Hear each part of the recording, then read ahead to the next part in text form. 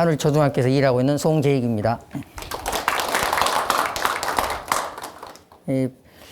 판소리 5바탕이 이제 춘향가, 심청가, 흥보가, 수군가, 적벽가입니다. 이게 전에는 12바탕이라고 해가지고 더 많은 레파토리가 있었는데 오늘날까지는 이제 이 5바탕을 주로 소리꾼들이 부릅니다.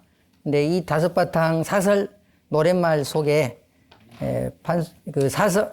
사마천의 사기 내용이 곳곳에 들어 있습니다. 근데 그런 내용을 여기서 다 거론하려면 여러 날이 걸리니까 중요한 대목만 추려가지고 제가 몇 가지만 말씀을 드리겠습니다. 먼저 춘향가에 나오는 사기 내용입니다. 춘향가에 몇 대목에 이제 사기 내용이 있는데요. 그 중에서 춘향이 어사또 이몽룡의 도움으로 풀려나는 대목에 이런 이제 춘향이가 하는 말입니다. 이제 암행어사 출도를 해가지고 이몽룡이가 옥중 안에 있는 죄인은 다 풀어주고 춘향이라는 죄인이 있을 테니까 그 죄인을 잡아오라고 합니다. 그러면서 이제 두 사람이 이별할 때 정표를 나눴거든요. 춘향이가 옷가락지를 줬어요. 그 이몽룡한테. 그래서 옷가락지를 이몽룡이 간지하고 있다가 이제 심부름꾼한테 주면서 이걸 죄인 춘향이한테 보여줘라. 그러니까 그걸 보고 이제 춘향이가 깨닫죠. 암행어사가 이몽룡이라는 거 그 순간 깨닫죠. 그때 이제 춘향이가 이런 말도 하거든요. 기처불식이란 말이 사기에도 있지만은 내게조차 이렇게 나를 속였냐 이런 말을 합니다. 기처불식은 그 안에도 몰라봤다 이런 뜻인데요. 그 애양이가 그 복수를 하기 위해서 아내도 몰라볼 정도로 이제 변장을 한 이야기가 자객열전에 있거든요. 그러니까 간밤에 이몽룡이가 그 옥중에서 춘향이를 잠깐 만나거든요. 근데 그때 이야기를 해줬으면 이 하룻밤 사이에 내가 간장을 졸이지 않으면서 편안히 잠을 잤을 건데 그때 와서도 나한테 귀뜸을 해주지 않고 이렇게 나를 놀래켰냐 이런 말도 합니다. 근데 이제 또 춘향이가 이런 말 하거든요. 담만 쌓던 부열이도 음무정에 재상되고 신야농부 이윤이도 때를 만나 귀되고 이런 말을 합니다. 이제 부열이는 은나라 무정왕조 때 재상의 자리에 오른 인물인데요. 은나라 부암이란 곳에서 이 열이라는 죄수가 날마다 이 골짜기에 무너져 내린 길을 보수하다가 무정이라는 임금에게 발탁되어서 재상의 자리에 올랐습니다. 그러니까 이제 자기도 귀한 몸이 되었다 이렇게 말을 하는 것이죠. 그 다음에 이유는 은나라 탕 임금에게 또 이제 등용이 돼가지고 그 하나라 걸 왕이라는 폭군을 몰아내고 은나라 왕조를 연 인물이죠. 그래서 나도 신야농부인은 농사꾼이었는데 농토생이었는데 밥 갈던 사람이었는데 내 신세도 영락없이 죄인으로 죽을 신세였지만 이제는 내가 귀한 몸이 되었다 이런 말을 하면서 이런 인물들에게 빗대서 그런 말을 하는 것입니다.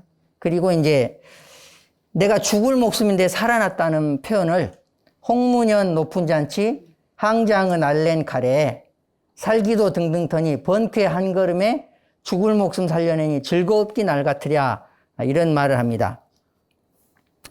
그 홍문현 잔치에서 항우가 항고조 유방을 죽이려고 잔치를 베풀고 그때 이제 항장이라고 이게 항우의 사촌 동생인데요. 칼춤을 춘다고 이렇게 잔치의 흥을 돋구기 위해서 내가 칼춤을 한번 추겠다 해가지고 나와가지고 유방을 찔러 죽일 기회를 엿보죠. 근데 그때 항백은 항우의 숙부인데요. 항백이 그걸 방어를 해줍니다. 좀 이상하구나. 눈치를 채고 자기도 이제 칼춤을 추겠다 해가지고 항백이 이제 또 칼춤을 추니까 항장이 이게 찌를 기회가 없는 것입니다. 이제 그때 번쾌가 장량한테 이 상황이 어떻게 된 상황이냐 이렇게 묻습니다. 그러자 장량이 아무래도 항장이 그 의도가 있는 것 같다. 지금 칼춤 추는 게. 그러자 번쾌가 이제 유방이 탈출할 수 있는 시간을 벌어줍니다. 그래가지고 유방이 이제 변소에 간다면서 빠져나가서 도망쳐서 이 죽을 위험에서 벗어납니다. 그래서 여기서 이제 번쾌는 이몽룡이죠. 번쾌한 걸음에 내가 살아났다. 춘향이가 이런 비유를 들어서 말을 하는 것입니다. 근데 여기서 이제 조금 우리가 춘향가를 깊이 있게 살펴보면은 춘향이는 사실 죽음을 선택했거든요. 근데 봉관사또 변학도가 수청을 안 든다 해가지고 자기 생일 잔치 때 춘향을 죽이려고 계획을 세우죠. 왜 생일 잔치 때 죽이려고 하느냐? 생일 잔치 때 가까운 고을에 있는 고을 원님들, 수령들을 다 불러 모읍니다. 그래가지고 그 자리에서 춘향을 죽이려고 작정을 하는 것이죠. 변학도는 자기의 위험에, 자기의 권위에 도전한 춘향이를 그냥 내버려 두지 않겠다고 이제 작심을 한 것이죠. 근데 수청을 안 들었으면 그냥 뭐 벌을 주든지 아니면 노비로 삼든지 뭐 다른 여러 가지 방법이 있었는데 왜 변학도는 춘향이를 죽이려고 했을까? 그거를 제가 연구를 해봤거든요. 이거는 제 혼자 생각입니다. 다른 사람들이 이렇게 생각 안 할 수도 있거든요. 내가 혼자 생각해 보니까 왜 변학도는 춘향이를 죽이려고 했을까? 춘향이가 그 변학도가 수청 들라고 할 때 변학도의 그 약점을 상당히 건드리거든요. 이 요즘 말로 하면은 좀 속된 말로 변학도 뚜껑이 열리게 만듭니다. 왜 그런 상황이 벌어졌냐면 춘향이는 이 변학도가 그 어진간한 정도로 말을 해가지고는 내 뜻을 관철시킬 수 없다고 생각을 했던 것 같아요. 그래가지고 이런 말 합니다. 사또님 대부인 수절은 수절이고 내 수절은 수절이 아니냐. 그러니까 사또님 대부인은 변학도의 어머니를 말하는 것인데요. 아마 변학도 어머니가 과부로 아마 살았던 것 같아요. 그래가지고 남편이 죽고 오랫동안 재혼을 안 하고 아마 수절을 하고 살았던 것 같죠. 그러니까 사또님 대부인 수절이고 기생의 딸인 내가 수절하는 것은 수절이 아니냐. 이런 말을 합니다. 근데 변학도가 상당히 화가 났겠죠. 그리고 또 사또께서도 외적이 침범하여 나라가 불행하면 적하에 무릎을 꿇고 두 임군을 섬기겠냐? 이런 말을 합니다. 그 전단 열전에 보면은 충신불사 이군이라는 말이 나오죠. 그 말을 또 합니다. 그 사기에 있는 원문 그대로 말을 합니다. 그러니까 이제 기생의 딸한테 그 지방 수령이 그런 모욕을 당한 것이죠. 그래서 사또가 이제 말하자면은 머리가 돌았죠. 이제 말하자면 이제 이 여자가 정말 요망한 계집이구나. 이 일을 함부로 둬서는 안 되겠다 생각을 하고 죽이려고 이제 그때 마음을 먹은 것 같아요. 그래서 이 좋아하는 마음과 증오하는 마음은 종이 한 장 차이가 아닌가. 뭐 그런 생각도 해봤습니다. 그래서 춘향이는 그때 죽음을 선택한 것이죠. 내가 여기서 죽지 않으면은 나는 내 절개를 끝까지 지킬 수 없겠다고 이제 생각을 한 것 같아요. 그래가지고 춘향이가 그때 매를 30대를 맞거든요. 그때 이제 춘향가에서는 곤장을 때린다고 나온 데도 있는데 판소리 춘향가에는 매를 어떻게 때리냐면은 이 몽둥이 이런 작대기 같은 몽둥이로 춘향의 정강이를 때린다고 하거든요. 그냥 의자에 묶어놓고 정강이를 때립니다. 그때 30대를 때린다고 나와 있거든요. 그래가지고 이 다리가 피가 철철 흘러가지고 엄청난 고통을 당하는 것이죠. 근데 춘향이는 이제 그때 죽음을 이제 선택을 한 것입니다. 근데 이제 그런 이야기가 흘러져가지고 이제 마지막 장면에서는 자기의 이제 선택에 대한 보상을 받는 것이죠. 나는 죽게 되었지만 이몽룡이가 장원급제에서 암행어사가 돼가지고 자기를 살리러 왔으니까 죽을 목숨이 살아났다. 이런 이야기를 이제 홍문현 잔치에 빗대서 춘향이가 이제 말을 한 것입니다. 그 다음에 이제 심청가에 나오는 또 한 대목을 살펴보겠습니다. 심청이 물에 빠지기 바로 앞에 뱃사람들이 백고사를 지냅니다. 이제 인당수라고 하는 곳에 제수로 바치잖아요. 근데 백고사를 이제 지내거든요. 그래서 여러 가지 배 이야기를 합니다. 뭐 헌원 씨가 처음에 만들었던 배 이야기도 하고, 뭐 소동파가 적벽강에서 임술지 추칠월 기망에 배를 띄우고 뱃놀이 하던 그 배 이야기도 하고, 뭐 조조가 적벽대전에서 80만 대병을 몰살시킨 그 배 이야기도 하고, 수많은 배 이야기를 하는데 그 중에서 이런 배 이야기를 합니다. 오자서 분호할 때 노가로 건네주고 해성에 배한 장수 오강으로 돌아들어 의선대위 건네주고, 이런 배 이야기를 합니다. 이제 오자서가 오나라로 도망갈 때, 분호는 오나라로 도망갔다, 달아났다, 그런 뜻이야. 그래서 그때 한 어부가 오자서를 살려줍니다. 오자서를 탈출하는 데 도움을 줍니다. 그래서 노가는 갈대 노래인데요. 갈대밭에 몸을 오자서가 몸을 숨겼을 때, 당신을 내가 밀고 하지 않을 테니까 거기서 나와라. 그래가지고 오자서의 탈출을 도와줍니다. 나중에 오자서는 자기가 이제 복수하는 데 성공을 하죠.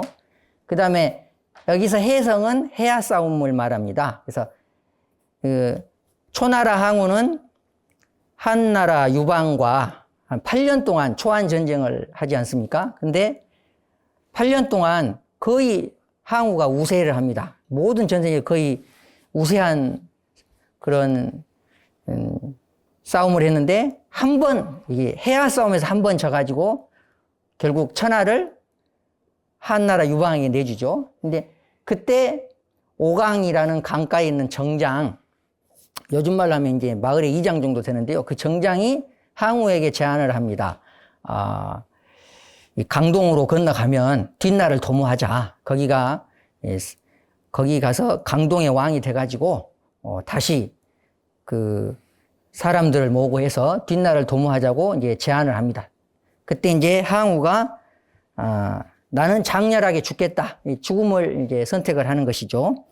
항우가 어떤 말을 하냐면, 하늘이 나를 망하게 하였는데 내가 건너서 무엇 하겠느냐. 게다가 강동의 젊은이 8,000명이 나와 함께 강을 건너 서쪽으로 갔다가 지금 한 사람도 돌아오지 못하였다.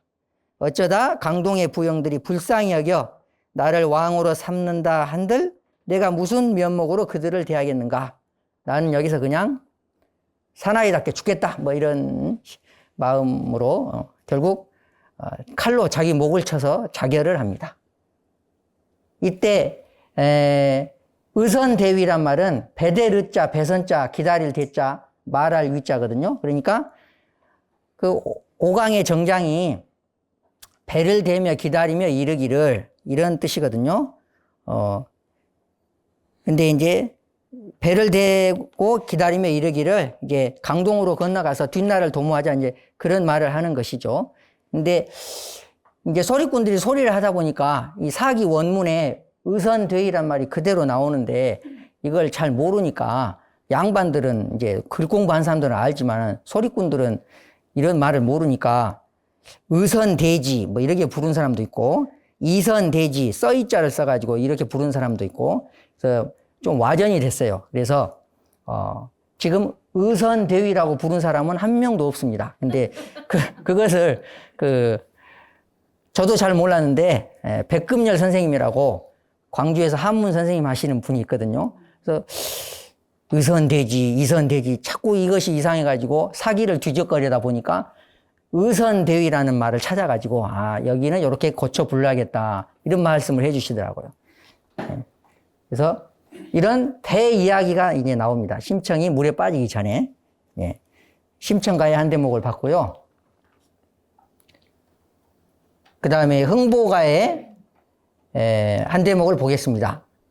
흥보가 제비 다리를 고쳐주면서 제비에게 하는 말입니다.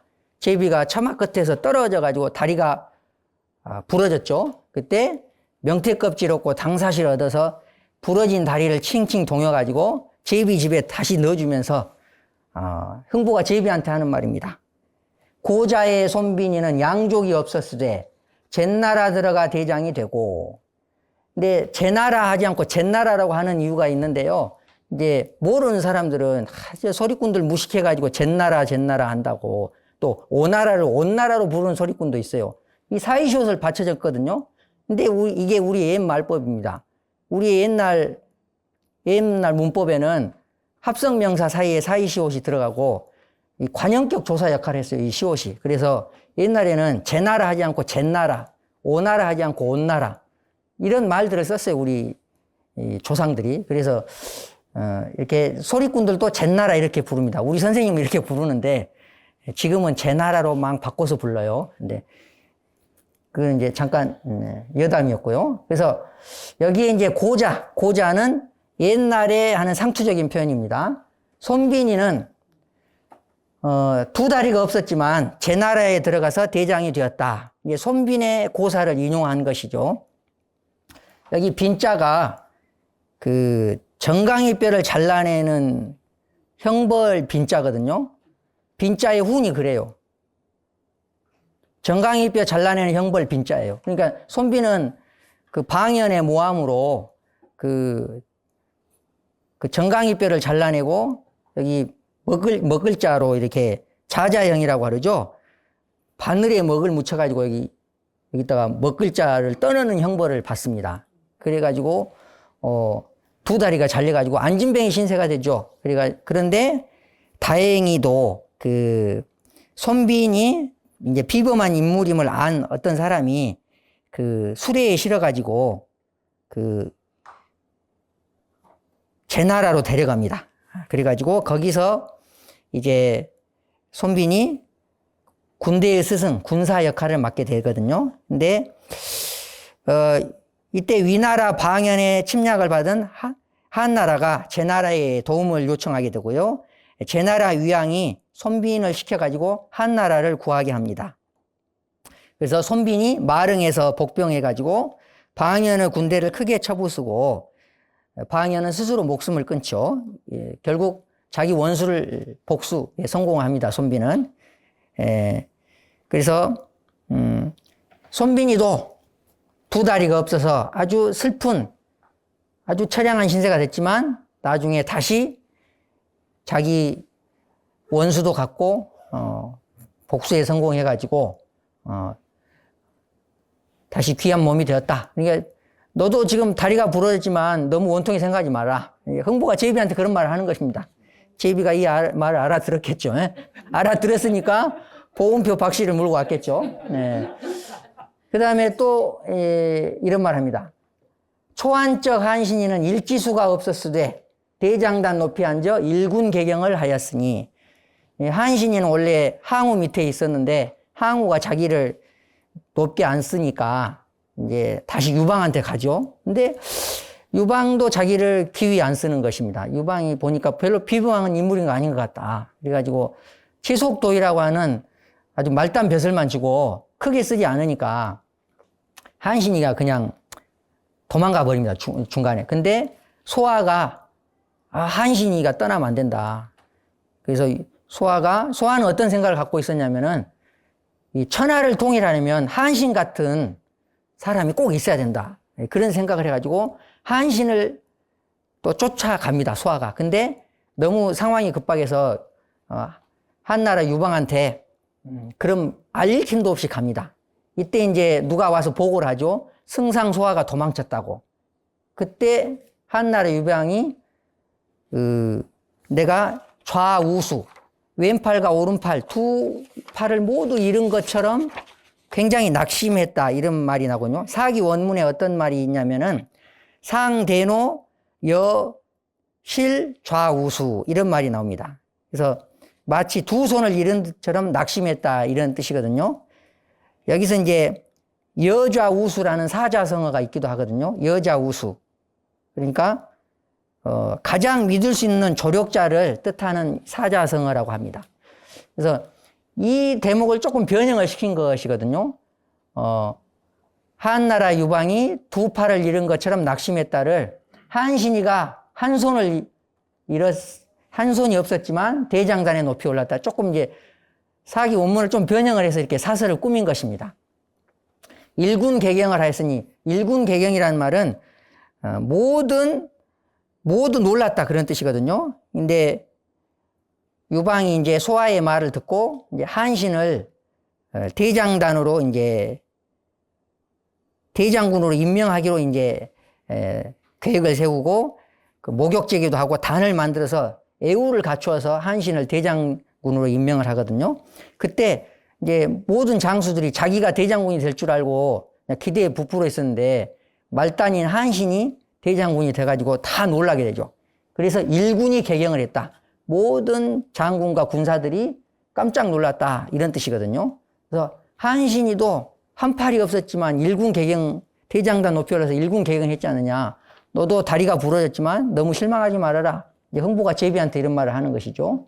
부러진 다리를 원통의 생각 말고 멀고 먼 강남을 가서 부디 수이 다시 돌아오면은 옛 주인인 흥부 나를 다시 찾아주라. 다시 우리 집으로 와주라. 이렇게 말을 합니다. 흥부는 나중에 제비가 물어온 박씨를 심어가지고 그 박통에서 은금부화가 쏟아져 나와가지고 대박을 터뜨리죠. 흥부가의 주제는 아마 제가 생각했을 때는 그런 소리를 들은 제비는 어떻게 안 물어오겠어 나오고. 네. 그래서 저는 흥부가의 주제를 많은 사람들이 형제간의 우애 뭐 이렇게 찾고 있는데 한편으로는 지구명에도 볕들 날이 있다. 뭐 저는 또 이렇게 생각하거든요. 왜냐하면 전쟁만 가면은 제가 일을 안 하고 공부만 한 거잖아요. 그래서 형에서 쫓겨난 것 같아요. 예, 딱 그런 생각. 예, 그렇죠. 예, 예. 흥부는 이제 좀 무능한 면이 있었죠. 이제 자식을 너무 많이 낳았어요. 그 좀 마누라도 놀고 먹고 일도 안 하고. 가족 계획을 좀 했어야 되는데 우리 선생님이 부른 흥부가는 19명으로 나옵니다. 흥부 아들이 아들만 딸도 안 낳고 아들만 19을 낳았어요. 네. 네, 흥부가의 한 대목이 있습니다. 그 다음에 수군가의 한 대목을 보겠습니다. 수군가에 이제 별주부가 토끼를 만나가지고 우리 수궁으로 들어가면 훈련 대장이라는 벼슬을 시켜준다고 이제 유혹을 합니다. 네 간이 약이 되니까 용왕이 네 간이 필요하다 이런 말을 하면 토끼가 안 가죠. 그래서 살살 꼬이죠. 그래서 꼬드겨서 수궁으로 데리고 가는 그 순간에 여우가 나타납니다. 너 어디 가냐? 그러니까 토끼가 별주부 따라서 수궁에 벼슬 살러 간다 이런 말을 합니다.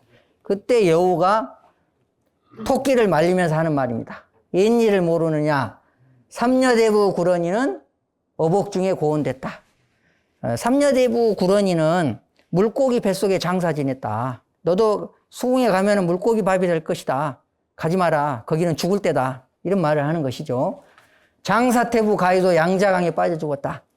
가희는 워낙 똑똑한 천재였다 그러죠. 그래서 나이 20에 그 한나라 문제가 공경이라는 지위, 요즘 말로 하면은 정승 자리에 앉히려고 했어요. 근데 신하들이 반대를 하죠. 새파랗게 젊은 애를 무슨 그런 높은 벼슬자리에 올리느냐.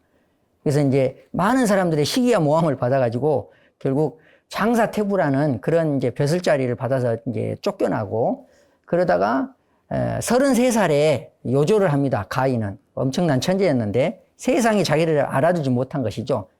가희의 억울한 신세를 조금 과장해서 표현한 것입니다. 그래서 가희가 양자강에 빠져 죽었다. 좀 과장돼서 표현한 것입니다. 실제로 양자강에 빠져 죽은 것은 아닌데 젊은 나이에 자기 뜻을 펴지 못하고 요절한 것을 두고 그래서 너도 지금 별주부를 따라서 수궁에 가면은 객사를 한다. 그러니까 가지 마라. 이렇게 여우가 말리는 것입니다. 그 다음에 이제 요녀순처 아왕여영도 창호산 저문날에 순임금 따라오다가 소산강에 가서 죽었다. 이거는 뭐 지난번에 심청가 그때 강의할 때 말씀드렸듯이 요임금의 딸이자 순임금의 아내인 아왕과 여영도 그 순임금이 창호산에서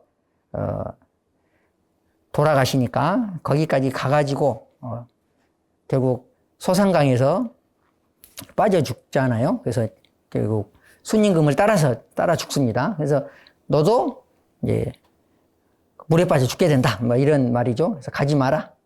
그러니까 수궁에 가서 구경만 하고 올란다. 또 이제 토끼가 그럽니다.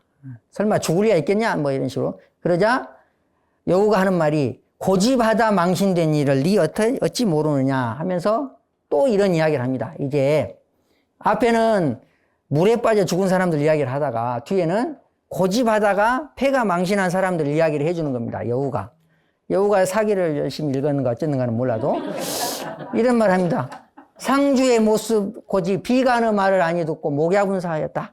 상나라 주왕도 여기 비가는 주왕의 숙부라고 합니다. 이 비간이 상나라 주왕이 너무 포악한 정치를 하니까 그 목숨을 걸고 충언을 하죠. 그때 상나라 주왕이 성인의 심장에는 구멍이 7이 있다는데 과연 그런지 확인해 보겠다 하면서 비간의 심장을 이렇게 찔러서 죽이는 그런 아주 참 잔인한 짓을 하죠. 그래서 그렇게 비간의 충고를 안 듣고 결국은 상나라 주왕은 목야 땅까지 이제 쫓겨가가지고 불에 타 죽습니다. 그래가지고 그때 상나라가 망하죠. 예. 예, 뭐 하나라 상나라 이렇게 부르는데요. 그래서 상나라 주왕도 자기 고집만 부리다가 이렇게 결국은 비참한 최후를 맞이했다.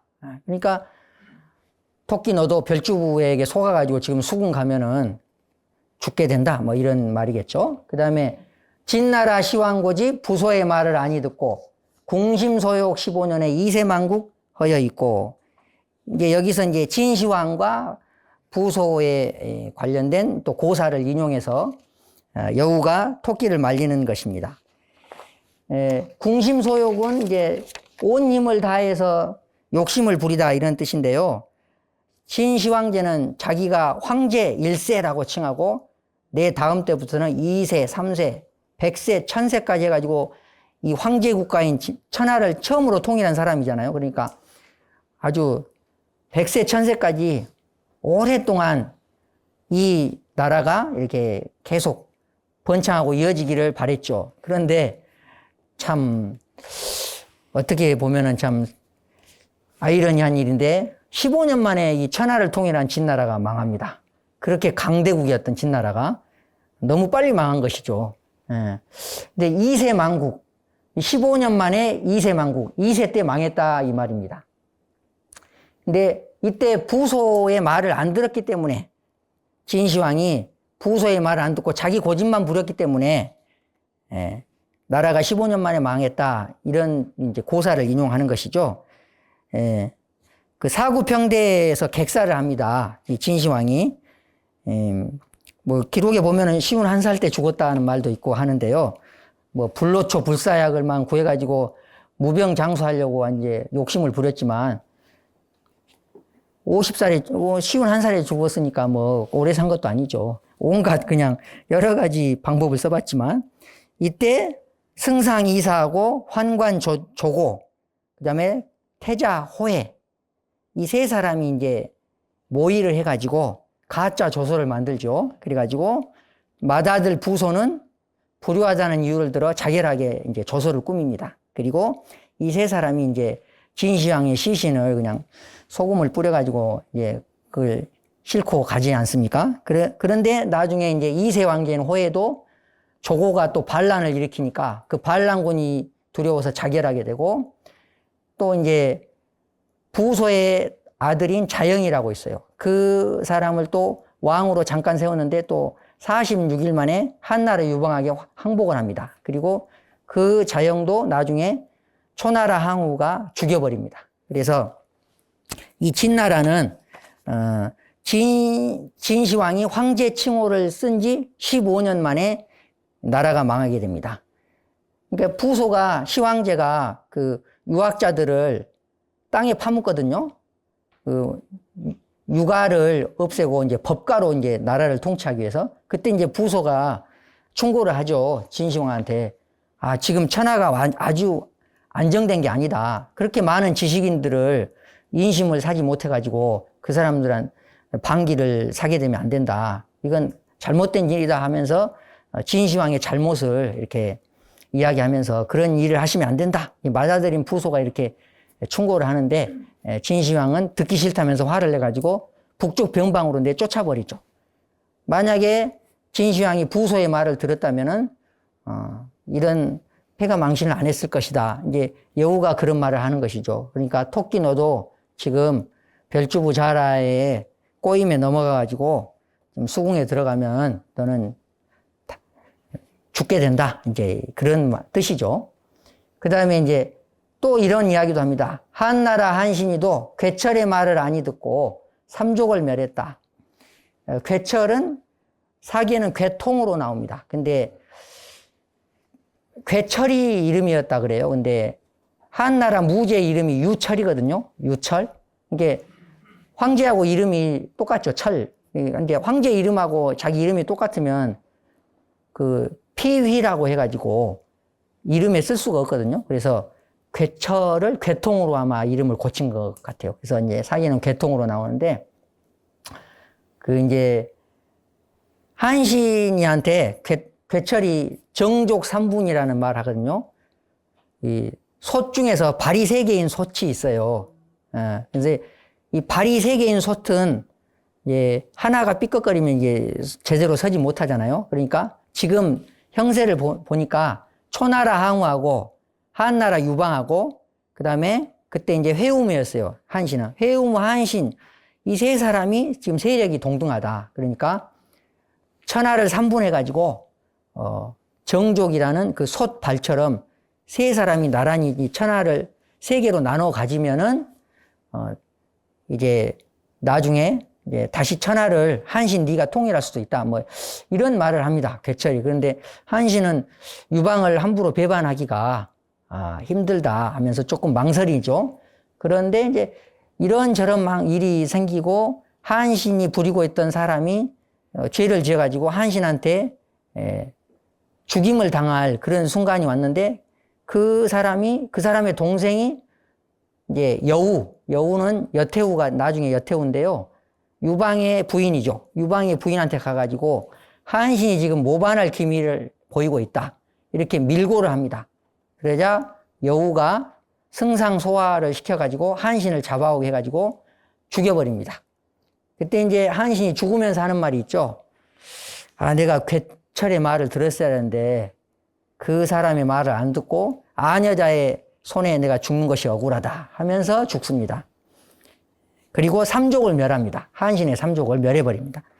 근데 이제 유방이 이제 이 말을 듣고 조금은 안타까워하면서 자기 부인 여우한테 물어봅니다.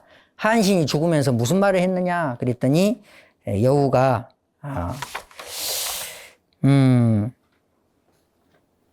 한신은 괴통의 계책을 받아들이지 않았던 것을 후회한다. 이런 말을 하고 죽었다고 일러줍니다.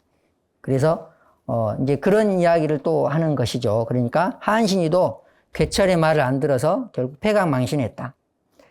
근데 이게 참 어울리는 그런 인용인지는 좀 따져봐야 될 것 같아요. 근데 사마천은 사기 논평에서 한신이가 도를 지키지 않고 배반할 생각을 하고 모반할 생각을 했기 때문에 삼족을 멸족당했다. 이렇게 평론을 붙였거든요.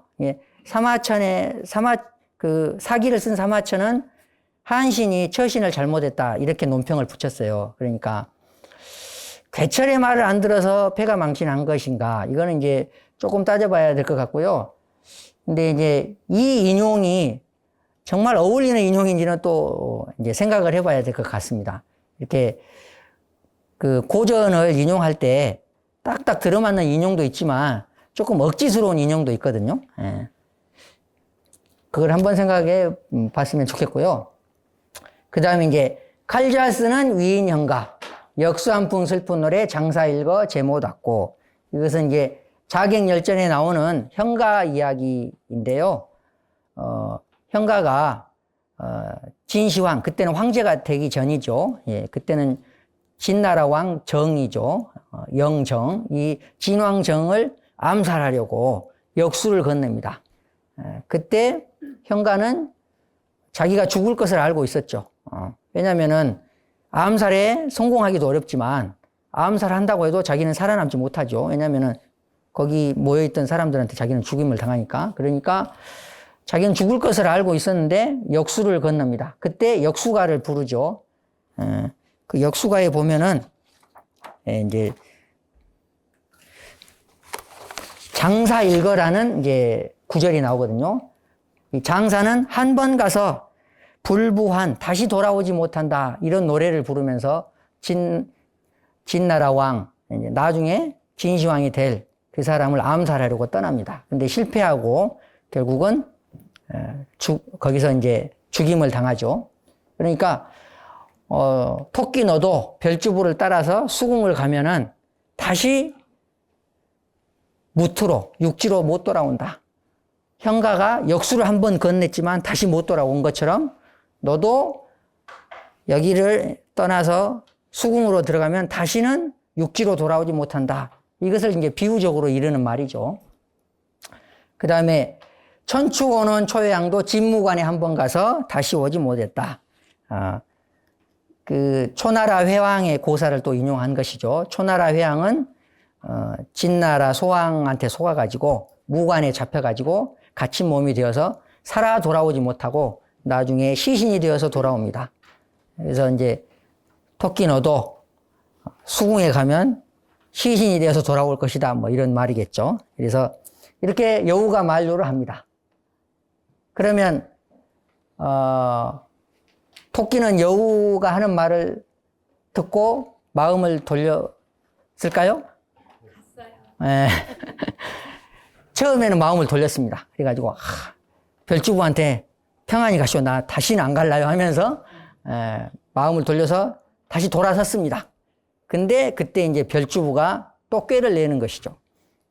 별주부가 또 꾀를 냅니다. 이제 여기에는 안 나왔는데 무슨 꾀를 냈냐면 맹자도 양해양을 불원천리 가보았지 않느냐. 맹자 첫 구절이죠. 맹자도 양해양을 보려고 불원천리 갔다. 그런 말도 두고 한나라 한신이도 소와 따라 한중 가서 대장단 높이 올랐지 않느냐. 그래서 구구절절 또 이제 토끼를 설득합니다. 별주부가 있는 말 없는 말만 지어내면서. 그래서 수궁에 가면은 미인미색을 거느리고 만세 동락을 누릴 것이다 하면서 또 살살 꼬드기죠. 토끼는 그래서 다시 참 죽을 듯 하죠. 변덕이. 그래가지고 또 별주부를 따라서 수궁을 갑니다. 수궁에 가서 이제 자기 배를 갈라가지고 간을 꺼내려고 하니까 또 토끼가 또 꾀를 내죠. 그때 아까 나왔던 그 말을 합니다. 상주가 비간에 심장을 찔러서 꺼내 보았는데 7구멍이 있었느냐? 없었지 않느냐? 내 배를 갈라서 봐라. 내 간이 없다. 내 뱃속에 지금 간이 없다. 그래서 그 비간 이야기를 또 하는 겁니다. 그래서 이런 말들이 계속 이어지죠. 그래서 거기서 또 토끼가 꾀를 내가지고 또 기지를 발휘해서 재치있게 또 살아나죠. 그 다음에 적벽가에 나오는 한 대목을 보겠습니다. 조조가 화용도는 좁은 길목이죠. 이제 거기에서, 적벽대전에서, 오나라와 총나라의 연합군에게 이제 화공책으로 그 80만 대병이 몰살을 당하죠. 그래가지고 겨우 몇백 명 남은 군사만 이끌고, 패잔병을 이끌고 이제 터덜터덜 도망치다가 화용도에서 복병에 있던 관우를 만납니다. 제갈량은 조조가 거기로 올 줄 알고 있었죠. 그래가지고 일부러 관우를 거기로 보냅니다. 그래서 조조를 만나거든 묻지 말고 사로잡아 오라고 말합니다. 제갈량이. 근데 관우가 조조한테 그 지난날 은혜를 입었던 적이 있었어요. 그래가지고 조조를 놓을까 말까 미처 결정을 못하고 있습니다. 그때 조조가 빌죠. 절윤 같은 흉노로 돼 백등 7일 주의하여 한꼬조를 살려준 일이 있었다. 흉노는 이제 북방 그 기마민족인데요. 그 아주 흉악한 흉노지만은 백등이라는 곳에서 7일 동안 한나라 고조 유방을 포위한 적이 있었어요. 이제 그때 이제 여러 가지 이제 사건이 있는데, 그 흉노족의 왕인 그 선우의 부인이죠. 연지에게 뇌물을 써가지고 그때 고조가 1회 만에 거기서 이제 포위망을 뚫고 탈출한 적이 있습니다. 그런 고사를 조금 변형해가지고 이제 이런 말을 하는 것이죠. 아주 흉악한 흉노도 한꼬조를 살려준 일이 있었다. 그래서 관우 장군님 저를 좀 살려주십시오. 이렇게 조조가 비굴하게 이제 비는 것이죠. 그 다음에 지백지신 예양이는 조양자를 죽이려고 협비수하고 궁중도축하였으되 조양자 어진 마음 의인이라 이르시고 옥은피지를 하였으니 장군님도 그를 보아 소장을 살려주고 삼가에 피하소서 이런 말을 합니다. 지백에 신하였던 예양이 자기 주군인 지백의 원수를 갚기 위해서 조양자를 죽이려고 그 변장을 하고 그 조양자 궁전에 변소에 그 요즘 말로 하면 페인트 칠이죠. 벽칠하는 그 인부로 변장을 해가지고 들어갑니다. 그래가지고 변소에서 벽칠을 하다가 조양자가 볼일을 보러 올 때 협비수, 비수를 품에 품고 있다가 조양자를 찔러 죽이려고 이제 기회를 엿보고 있는 것이죠. 근데 조양자가 변소에 갔는데 가슴이 두근두근 하는 겁니다. 뭐가 이상해요. 그래가지고 주변을 수색하게 하니까 예양이가 잡혀 들어온 것입니다. 그래가지고 자초지정을 물어보니까 지백이라는 자기 주군을 위해서 목숨을 걸고 복수를 하러 온 그런 뜻이 너는 의인이다. 그래서 그냥 옥은피지 이제 여기에 어조사 귀이자까지 들어가는데요. 옥은피지 내가 조심해서 삼가서 그냥 피하면 그만이다. 내가 조심하면 된다 하면서 예양이를 그냥 살려주라고 이제 풀어줍니다. 그러니까 그런 일이 있었으니까 관우 장군도 나를 삼가에 피하고 그냥 장군만 조심해서 나를 피해주고 나를 살려주시면 좋지 않겠냐 이렇게 이제 애걸을 하는 것이죠. 조조가 이제 그런 이제 고사를 들면서 살려달라고 빕니다. 예. 나중에 관우는 조조를 살려줍니다. 예. 적벽가가 어떻게 끝나냐면요. 화용도 좁은 길에 관우께서 조맹덕이를 살려주니 천하의 늠름한 대장부는 한수정후 관우이신가 하노라. 이렇게 적벽가가 끝을 맺거든요. 예. 조조를 죽일 수 있었지만 관우가 은혜를 베풀어서 살려주었다. 이런 말을 합니다. 그래서 혹시 주변에 자기에게 잘못한 사람이 있거든 한 번쯤은 용서해 줄 수 있는 그런 아량을 베풀어야 되지 않을까 뭐 이런 생각도 해봤습니다. 예. 아까 말씀드렸던 수군가 중에서 여우가 수군 가려는 토끼 말리는 대목입니다. 예. 왼쪽에 계신 분이 박봉술 명창인데요. 지금은 돌아가시고 안 계시고요. 1922년생이니까 올해 100살이십니다. 예. 그러면 우리 같이 가거라고? 같이 내려갑시다. 그럼 같이 갑시다.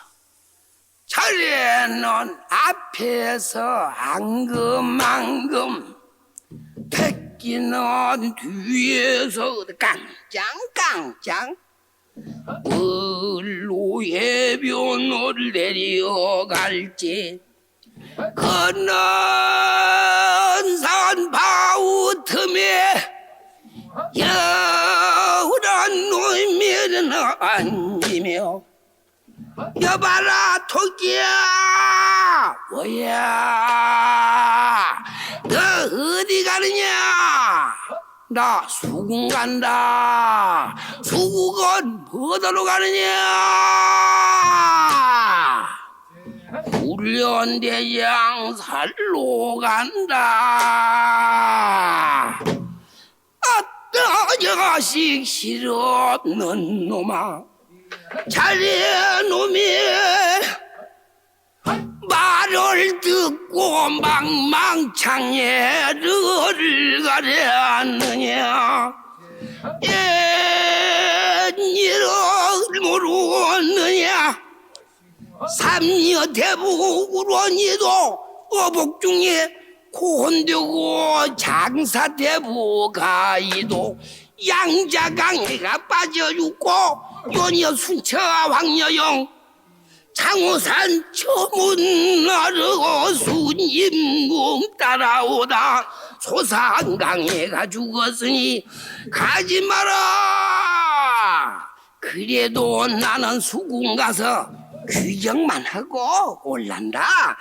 어따 내 말 또 듣거라 고집하다 망신된 일 내 모르느냐 상주 못 쓸 꼬집 비가 너마를 오르라니 듣고 묘야 분사하여 있고 진나라 시황고지 부소음아를 아니 듣고 궁심소용 15년 후 이세망국하여 있고 한나라 한신이도 격철음아를 아니 듣고 삼족을 멸했으며 칼 잘 쓰는 유인형과 적수한 부엉슬픈 노래 장사 읽어지 못하고 천추원은 초패왕도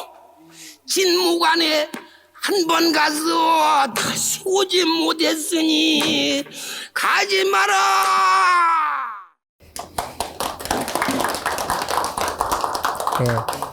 제 이야기는 여기까지입니다. 예.